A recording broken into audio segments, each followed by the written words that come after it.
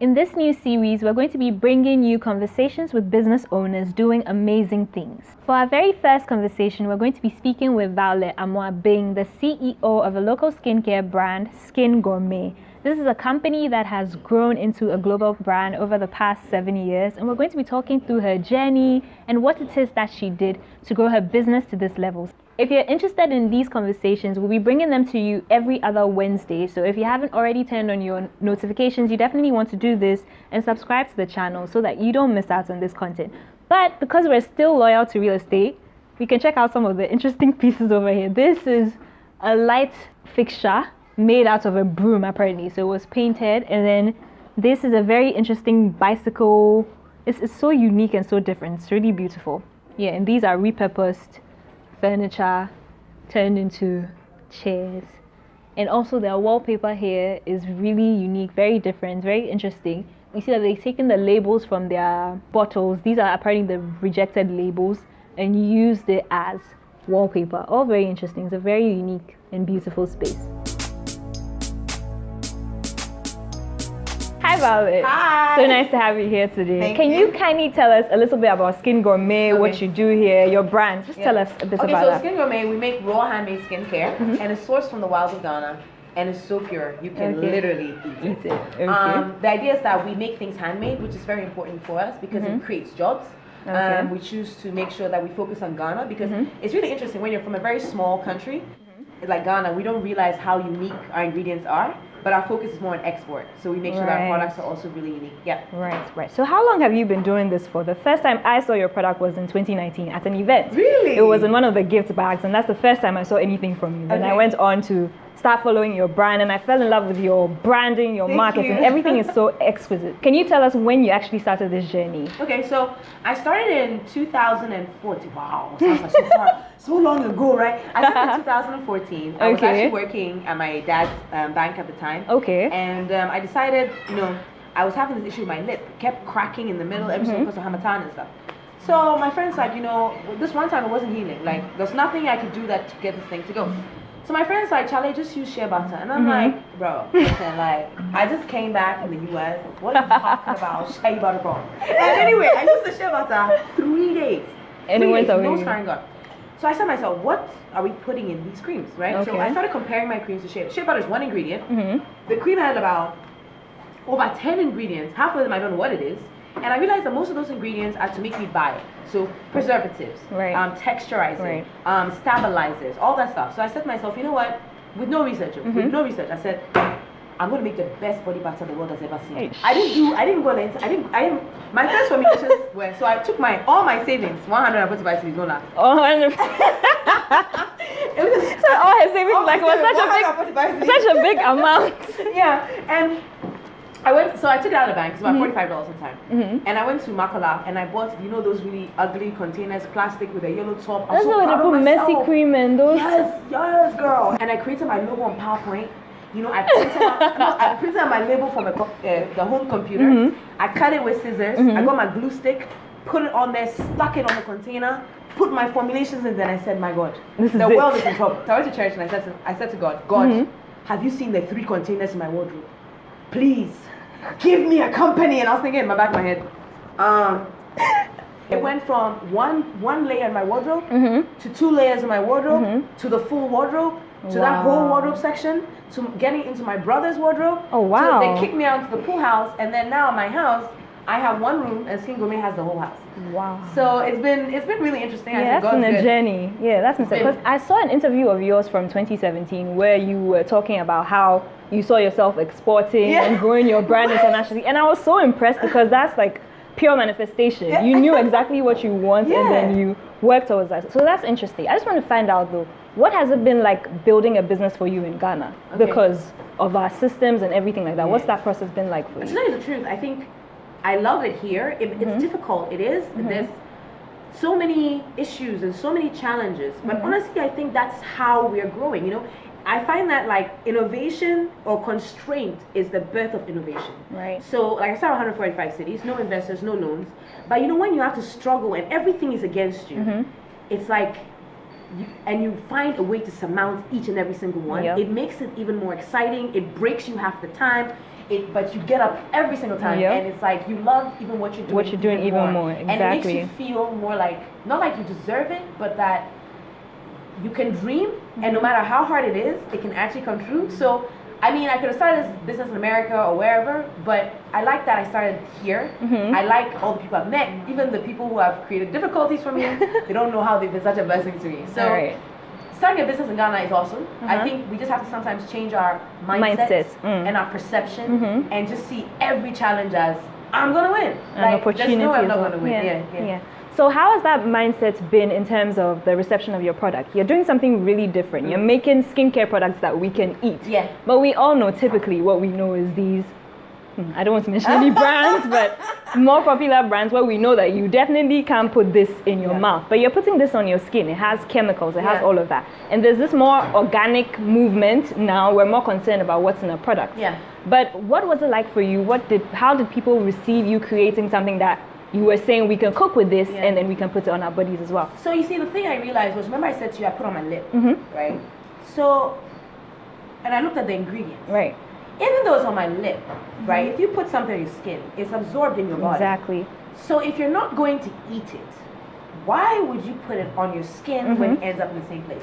So at first, that whole concept was very difficult for people to understand, because you have to remember that the major players of skincare in the world, this is what they've been doing for forever. Exactly. So they've convinced the consumer that it's normal. But really ask yourself, if you look at Ghanaian skincare, what your grandmother used, your great grandmother used, they used only ingredients and products that we're also eating. Yeah. So this is actually how we do with skincare. But for some reason, we are like forgotten. And instead for us to push back at the world to say, no, we ain't accepting that. This is ours and we want you to have it. So I decided, it was hard in the beginning, but I think now people are getting it. It's been 7 good years. And I think now people are understanding, okay, this is why I should be able to eat my skincare. Because my body is going to absorb it and I have to take care of myself. And I think it's also the rise of the new Ghanaian, right? Because Ghanaians are not the Ghanaians that used to be like, we've gone out, our education is much better. We become more sophisticated, we love ourselves more, we love our culture more. So I feel like Ghana, out of the rest of the world, has actually helped us, pushed us more. Because you'd be surprised that most people think that Ghanaians will be the ones getting your way because of whatever mindset, but actually it's the Ghanaians who have really been pushing the brand outside, inside. And so it's been quite a journey, but it's been great. Yes. So let's talk about transitioning from a traditional career like banking into something so different, into skincare. Let's talk about that. What's that experience like for you? Well, I mean, it's been the best thing of my life. Like, let me explain. Like, I'm the type of person, I don't want to fit in the box, right? Like, it's been really great for me because I feel like I've been able to actually express myself, and I'm not the banker type. I'm not really into, I did finance and accounting, but it's, you do that to eat. Just so you know, you got something under your belt. Yeah. But I'm more of a creative, and I've always been. So the room to create what you want, how you see it, and the challenges of bringing that to life, it's been amazing. I feel like this is what I'm called to do. So I'm pretty excited about it. That's very beautiful. What's your background like? My background? Okay, so wait, how far in my background? Like, how back? Let's go as far back as we can go. Okay, all right. I was born. Not that far back. All right. I have an undergraduate. And I got that in the U.S.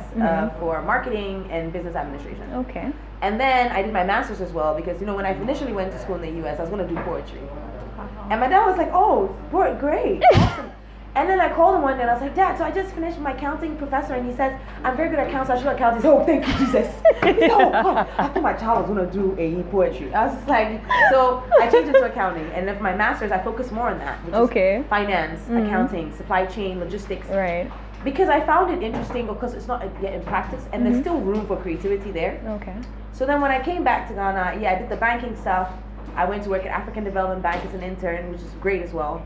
And then when I left, even though banking is not your thing, everything you learn actually really applies. Right. How you deal with your bankers, how your bankers think, you have to know how your numbers work, your costs. So even though it's a creative business, which I love, there's stuff that gets down to the nitty gritty where you have to be very technical. Right. So that background did help as well. Okay. Yeah. So at some point in your career, you were balancing banking with entrepreneurship. Yeah. What was that like for you? It was tough. It was tough because I couldn't give this my all. And so, like I always say, they fired me in 2007. What was 2000? They fired me in 2008. 2000. Anyway, they fired me. But I want to tell those people, thank you. Like, for honestly, that like, opportunity, it was the best thing to get fired, because what I realized with my business was, you know, it's going okay, but you don't realize how slow the growth is. Right. But when I got fired from that job, my company grew by over 141%. Whoa. 141%. So it was amazing. But again, it's good that I started at work, because a lot of people, they start a business and they want a lot of money. I can start with 145 because when I first started, I didn't have any clients, of course. So I would take my salary from the bank, Right. and then I'll buy my own products and I'll give it away. Nice. In a way to kind of like penetrate the market, and Push then your it came brand back out there. slowly. But then it gets to a point where your business is like, you know what, I don't need those peanuts as money anymore. I need you to be here at the business. Right. So once I left the job, I remember I was really sad for like 1 week. Then I got up like a Power Ranger and I was like, you know what, I'm gonna do this, and I did it. There's still more room for you to go. Where do you see this going in 5 years? In 5 years, I have big plans to actually have Skin Gourmet set up globally. Like, so it's not just in Ghana, but we have hubs outside, so that it makes the shipping and things easier for our clients. I'm hoping to get Skin Gourmet in such a way that we have even franchised it, so that other people can also take part in it. And I think the main thing is, in 5 years' time, I would like that we spread the message enough where people know that if I can't eat it, I'm not gonna wear it. So I think, again, it's the main thing is focusing globally. Like, Ghana is too small. It is too small. I'm trying to serve billions now, right? Billions of people. 23 million, I think. But even that's even smaller. So 20 million, 21 million. Let's talk billions. You know, that's what I'm looking for. Make billions. Yeah. Right. Okay, so let's talk through going from 145 Ghana cedis to building a business that can serve billions and generate that kind of income. What would you say the biggest learning curves have been for you? I think that the main learning curve is overcoming myself. Right? Because you have the vision, but I just say you don't realize how you get in your way, right? So you think you can't do it, then you can't do it. If you see this issue or this challenge as a problem, then that's what it is. If you see this obstacle as anything other than an opportunity, that's on you. So I realized that the hardest thing for most of us is getting over ourselves. It's not being limited by finance. It's not being limited by ideas. It's you. It's how you're looking at it, where your perspective is, and how. So a lot of times when I feel like I can't do it, I'm having difficulty, I'm like, you know, I will stop. We're not doing this. Okay, we're not doing this. It's been 7 years. Get over it and find the opportunity in the situation. Whatever you do, find it, make it, overcome it, and then know that there's a bigger challenge coming, a much bigger one. So you just gotta get yourself ready to overcome that one too. There are lots of people trying to grow businesses. There are lots of people doing things and venturing into entrepreneurship. So what are some of the things that have helped you grow your business that you think would apply to everybody, that would help us all in growing our businesses? I think the main thing, the success that I'm finding is whatever you do, make sure that it's your own. Okay. You know, it's very tempting to say, oh, this person is doing this, so let me do the same thing. You won't make it if it's not your own, if it's not in your heart, if you don't have the passion for it. So if you like money, you like money. That's cool. You know, like that means you need to do something that helps you to generate the cash, and that's what keeps you going. If you do it for people, make sure you do it for the people. I think with everything, don't look at a means to an end that you're not interested in. So somebody might say, okay, hey, they're selling tomatoes on the street. This person make money, but you don't even like tomatoes. You don't even eat tomatoes. You know, like, but in everything that we do, I feel like as an entrepreneur, have a niche. Like, have something that makes you unique and it's yours. You came up with it. You found a way around it, and that's how you make it, because I realized that in every step of the way, it's your uniqueness that lets people choose you. But if what you're doing is saturation what someone else has, they will beat you at your own game because the game isn't really yours. Let's talk about becoming the best in your sector, the best in what you do. You're in skincare. You're one of the leading skincare providers in Ghana. Honestly, you have on-point branding. Your Instagram page is amazing. I love the way you incorporate your staff into everything you do. It looks like a very lively community that you created. Okay, so tell us about growing to become one of the best in your field. I think it's about, you know, those sleepless nights you have where all you do is think about every day. You sit down and you reflect. What did I do wrong? What did I do well? What can I improve on? What did the customer tell me? And you know, the thing is, when you take your crafts personally, if someone has said something negative about it, you can get upset, or you can decide, wait, there must be something in there for me to either improve or not improve. So I think it's constant reflection, you know, and also beating yourself up. And let me explain what I mean by that. You can either blame people for your problems or you blame yourself. Right. So if something is wrong, it's me. It's only me, and I'm the only one who can change it. And I think that helps you to incrementally keep changing, keep twisting, keep moving, keep. So again, it's beating yourself up. Sounds terrible, but it's true. Sounds terrible. But yeah. you have to like. That's You the can't truth, be like, yeah. and this person didn't like my packaging. It's because Amma didn't package well. It wasn't Amma. It was you, right? And then of course, reflect. This product is leaking. Why is it leaking? Let me try and fix it. This person said this. Just reflect. Tweak, changing, and constant improvement. You've never. I remember there was a time back where I thought, oh, you know, my company's running smoothly now. I can no, never that. In fact, it had completely like. It was asking for a new level, right? So now first you've developed the products, that's one thing. Now you need to develop the systems, which is a whole new challenge. So I think it's those things, always tweaking, always changing, always looking for ways to improve. Yeah. But the higher you go, the bigger your problems get. Oh yeah. The bigger your challenges get. So how do you deal with that? Oh, like it's like walking like a kid, right? So if you're a kid, your biggest issue right now is you can't walk. Right? Is that a big problem? No. You think it is, right? Then you can walk. Wait, I can't run. Right? Then you can run. Wait, I can't fly. Right? That's how it never is. Stops. It never stops. Yeah. It's just there's always an opportunity to grow, to get better, to do more. So it's will get harder, but somebody said Esther Kobler, I think from Stratcom Africa. Okay. Yeah, she said to me like, be an entrepreneur, it's only going to get harder, but you be proud of yourself. And I think that as it gets harder, you get tougher. Yes, exactly. As it gets harder, you get tougher. And Yeah. I mean, every time you have a challenge, it's an opportunity. Yeah. It's not to stop you. It's to make you greater. That is it. That's amazing. So how do you grow yourself as a business owner? Grow How do you myself. grow yourself? Do you take courses, trainings? Yeah. Because it's a constant development thing that you have going on. Constantly, like we're constantly training. Like we train even the staff. We're constantly. I'm actually enrolled right now in Stanford Seed. Okay. Applying for programs, you know, and also asking for mentorship and asking for help. Right. That's the thing. You know, a lot of times you get somewhere you think, oh, I'm too big now to ask for help. No. Right. You always need help. Right. Like we always need help. What is the biggest thing you think you've learned from this journey? That I need to get over myself. Yeah, I think that's the Okay. biggest one. I need to get over myself, and that see, life is not as simple as you see it. It's like you need to find something that really makes you happy, that you're willing to die for. Okay. Which is a very extreme way of putting it, but that's the only way that this business can break you, because it'll break you. It will break you several so many times. ways. It will keep breaking you. But if you love it and you want it, it's worth it. Yeah.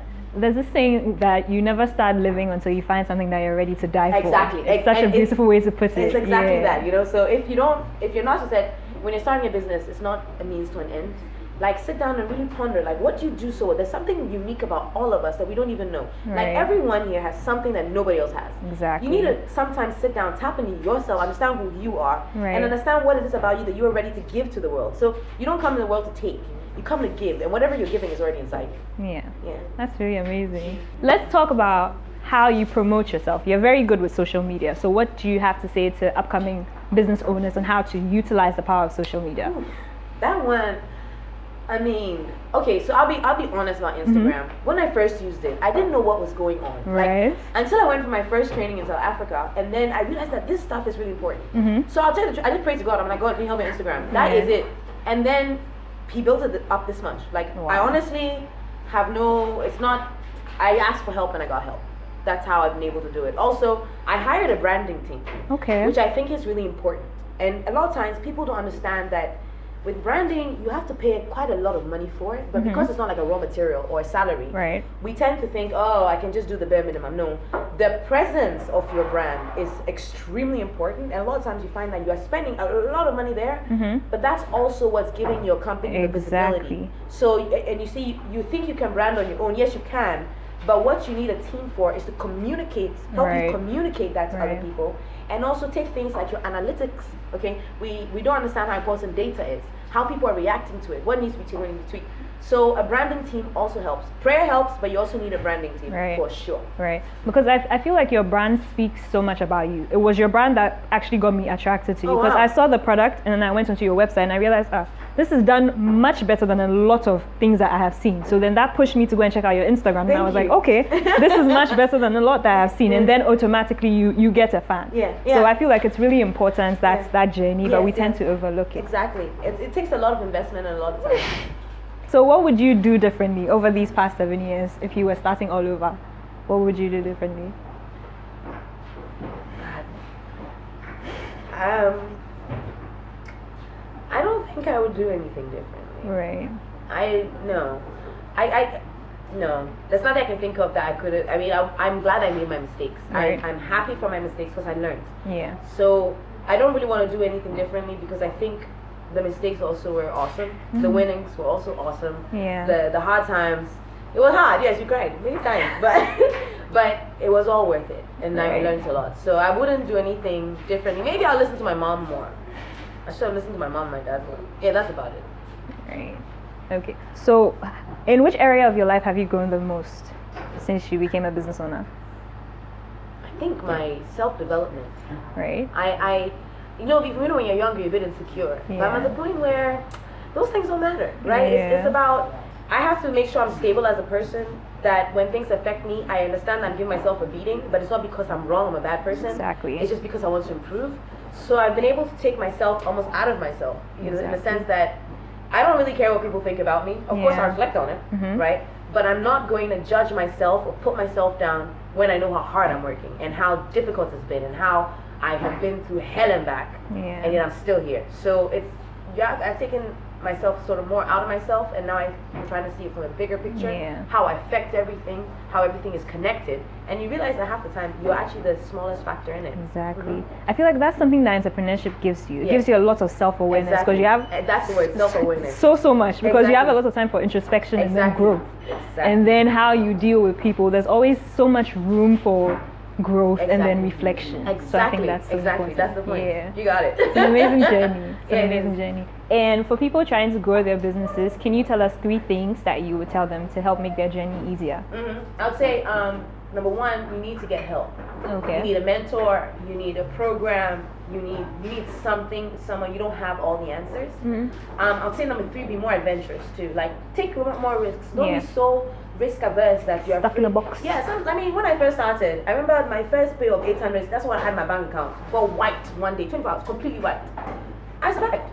So just understand that take risks, calculated risks, to see if it will work, and take a risk also on yourself. Right. And I think maybe 3rd, I would say be creative. You know, like take risks in your actions, but take risks in your mind and how you think, and push the envelope, right? Like, come up with some things that people are like, this is stupid. And just test it. If it was stupid, okay, you've learned. Keep it moving. But keep the ideas coming. Like, keep adding on, keep changing, keep pushing the boundaries. And on top of that, just be yourself. If you like it, do it. It's important to be yourself and be authentic, genuine self. Exactly. I know Kobe will say we should wrap up, but okay. Another thing I love about your products is that they're edible. I have personally tasted quite a number of them. I like the hibiscus and the hibiscus sugar scrub one. It tastes very great. So we see that on your Instagram. You also incorporate cooking videos with your products. Tell us a little bit about that. That's very interesting. So like when we're creating the products, like it's okay to say that you can eat it, but you have to also make people want to eat it, right? So I'm gonna give you this example. Constance, I beg you, can you please bring me a coconut exfoliating salt and a spoon, wooden spoon? I'm gonna have her eat it on camera. Have you eaten that one before? I don't think I have. You haven't? You know, eat it and keep it, girl. I'm ashamed to say this, but I almost ate your clay mask not almost. The clay mask with the turmeric. I have. I ate it. Yeah, and it's very nice. I'm telling you, it's like Chilean spice. It smells so nice and it tastes so nice too. Oh yeah, can you open this for me, please? Thank you. So this is your spoon. You keep. It's yours. Thank you. I actually need one of these. Okay, and then so this is your coconut exfoliating salt. What I want you to do is mix it up a little bit and then taste it. There you go. It's fresh. My gosh. So soft. Yeah. So you're gonna love it. Take more than that. Take like scoop. Go inside. Scoop it. Don't be afraid. Why not do too much? No, it's not too much. Go inside. Get the stuff inside. Right. Let me go deeper then. You need to get the. It's so thick at the base. Yeah. That's the thing. You gotta mix it because it's natural. Yeah. Right. There you go. Now get some of that. Even the mixing is Trust me, you're going to love it. It's like. Trust me, here, let me give you a tray to put under so that you don't spill it. There you go. She still didn't even take that much. You're afraid. Try it. You're gonna love it. Shame. Nice. Oh. Shame. Oh, It tastes like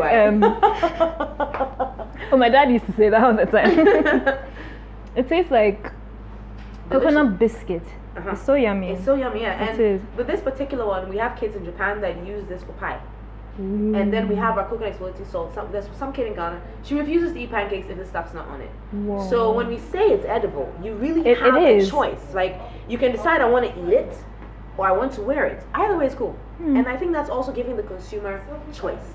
If you buy it, you decide it's so safe. You decide how you want to use it. You want to put it on your face, put it on your face. You want to put it in your hair. If you have found something you want to use it for, feel free because it's not going to harm you. And I think that's also part of giving back to our consumers, giving them the freedom of it's skincare, yeah, but it could be anything else you want it to be. Yeah, because you take one product and you can do about 3 things with it. You can cook, use it on your hair, use it on your body. Use That's it as really like amazing. coconut oil. Like coconut oil, you can use it for shaving. You can use it as mouthwash. You can use it as body oil. You can use it as a lubricant. You can use it as So many anything things. you want to use it for. Makeup remover, we got you. You want to use it as soap? You can use it as soap. Some people, their skin is so sensitive in terms of using black soap that they do oil cleansing. Wow. So it's a Versatile, yeah. plethora of things you can Must do. feel really amazing to create something that's amazing. Yes, it does, because I get to use my products for free. It's very rewarding. Yeah. And also to have it all around the world. I mean, that must be so beautiful to see. No, not yet. We need to do it. You have some corners to cover, but a whole lot of cover. Like, we need to really tap into everywhere for them to know what's going on. Yeah. So how many continents are you on now? 4. Wow. Wow. That's God is good. amazing. That's very amazing. Yeah. That's really good stuff. Okay. All right. So what would you say to people that want to get to 4 continents? How do they get there? Determination, perseverance, and just don't give up. Right. Like, trust me, life will smack you upside down and leave you on the ground begging. But you get up every single time, every single day, no matter how hard it is, you get up.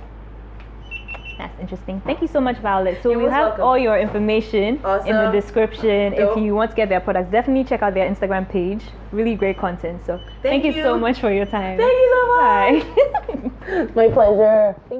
I hope that you enjoyed this video and that you got value out of it. If you did, definitely leave a like and share with your friends and family that may find it interesting. If you're interested in more content like this, you definitely want to subscribe to this channel. We have more business stories coming up.